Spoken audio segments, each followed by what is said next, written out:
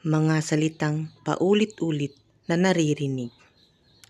Mga matang nakatingin na may ibang ipinapahiwatig. Masaya kayo sa ginagawa nyo? Di nila alam kung gaano kahirap pagpilitan ang sariling nahihirapan. Saan nyong alam mo naman wala kang kalulugaran? Kailan nyo ako matatanggap? Mga matang may kasamang pandidiri. Mga bibig na hindi magkanda-uga-uga sa panglalait.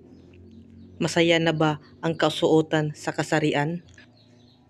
Lagi kong pinipilit na huwag pakinggan at sarili lamang ang dapat pakinggan. Kahit ako ay iyon pinagtatawanan. Kung pwede lang magbago ang paningin, kung pwede lang tanggapin at mahalin,